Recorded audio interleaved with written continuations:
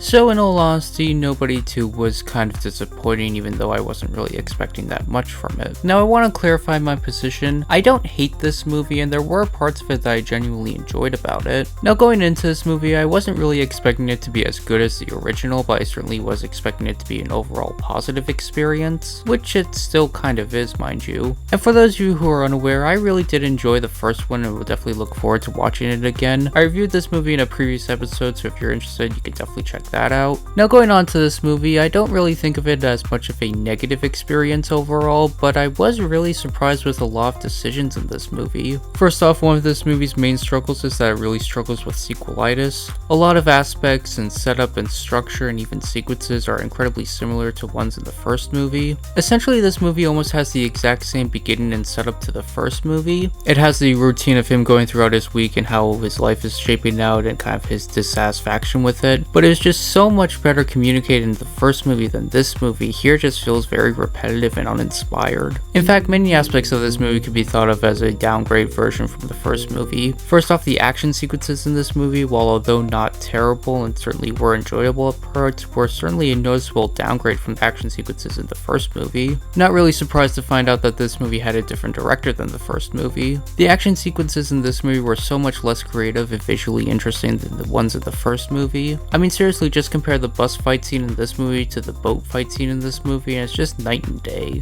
The bus fight scene in the first Nobody movie was a genuinely great, gritty take on the genre, but the boat fight scene in this movie is kind of following the same story structure of the first movie and gets to that point in the time, and it's just so less clearly uninspired and just kind of derivative, to be honest. Now, when it got to the actual final shootout and climax of the movie, I was genuinely getting excited for all the setup and conceptual ideas that it was playing into it and what they were setting up and what they were going to do with it. From everything that they were showing visually, it seemed like it was going to be a really interesting sequence, but then when it actually happened, I just thought, oh, this is kind of really disappointing, to be perfectly honest. Now again, all the action in this movie is not bad or terribly communicated, it just really lacks that personality and creative energy throughout the film. Also, the story structure and pacing of this movie left a lot to be desired. When they were going into the final climax shootout scene in this movie, I genuinely felt like, wait, why is this happening right now? It seems like it went really quickly into the last third act of the movie. Another downgrade from the first movie to this movie was the comedic writing in the movie. None of it was really that interesting to me, and in all honesty, it was pretty forgettable. Nothing really made me laugh as the first movie did. Well, there is one particularly positive aspect in this movie that I felt was very well done. So throughout the film, there's this sidekick character for the villain in the movie, and he's just constantly teasing the idea that he's going to be some big threat or foe at the end of the movie, and that he's basically going to be the one to take revenge or do something or have a final showdown or whatever. But there are so many scenes in this movie dedicated to other characters just brushing him aside as nothing more than a pushover. And at the end, before the final shootout scene, when he goes out to confront the main character and he steps away, he actually gets shot by his own teammates because they're just so done with him and sick of him. And I thought that was a really interesting kind of subversion of the genre, to be perfectly honest. It works because it's very self-aware and it's just kind of showing that this is kind of a stupid plot line to follow, and yeah, they kind of just have fun with it. Now, although that is a positive aspect about this movie, it's not the whole movie. The villain in this movie was just very over the top, but it was not really presented well, and I understand the argument that she's supposed to be over the top and just supposed to be that unconsciously evil and whatever, but it just doesn't really work for me, and it feels kind of cheap and cheesy, and it doesn't really feel like it has that personality of the first movie. So now, overall, I don't hate this movie, and if you're someone who genuinely loved the first movie and think there's a good chance that you'll enjoy this movie, then don't let me stop you. I just feel as if those are certain aspects that everyone should be aware of when watching this movie. Again, it's not terrible and it's not the worst choice ever if you want to have some fun in the theater. As for me, I don't think I'll ever be watching this one again, and I'm gonna forget about it pretty soon.